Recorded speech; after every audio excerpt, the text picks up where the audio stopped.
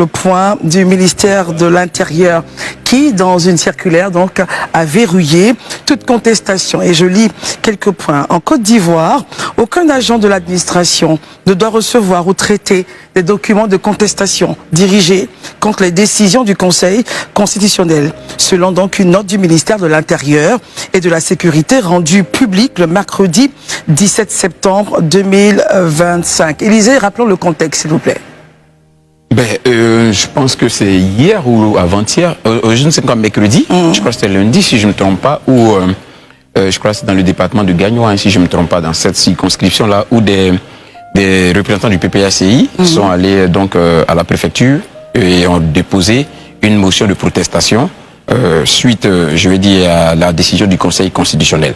Donc c'est à l'issue de cette situation-là que le ministre de l'Intérieur et de la Sécurité, M. Vagondo, a donc envoyé une note de service auprès de toute son administration afin de leur demander... Quand on dit toute son administration, on parle des sous-préfets... Des préfets, des sous-préfets, voilà, qui sont sous son... Secrétaire généraux de exactement, qui sont sous sa responsabilité, et de ne pas vraiment recevoir des éléments de protestation.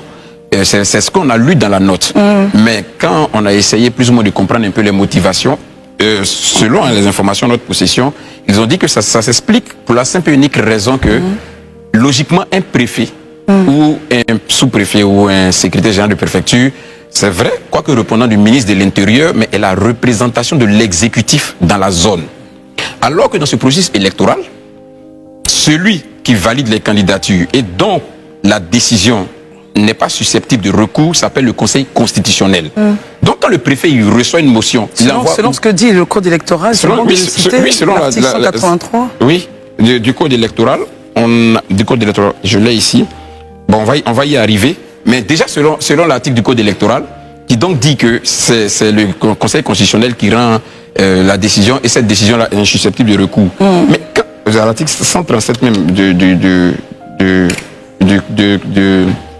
on va regarder parce que moi attends. Du code électoral. Mais ce que je suis en train de dire, ils se disent, bon, quand vous recevez de la Constitution, quand vous recevez, comment dirais-je, cette plainte. Rappelez l'article. Vous la déposez où? 183. Vous la déposez où? Quand vous recevez la plainte. C'est justement ça la question. C'est l'article 126 de la Constitution. Donc, on vous dit, quand vous recevez cette plainte-là, vous en tant que préfet ou sous-préfet, vous l'acheminez à qui?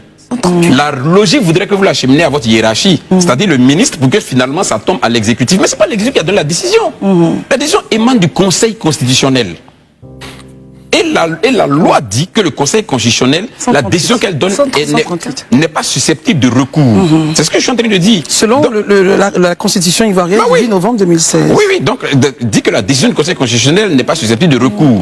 Mais vous donnez la protestation au préfet. Le préfet, là, il est l'émanation de l'exécutif.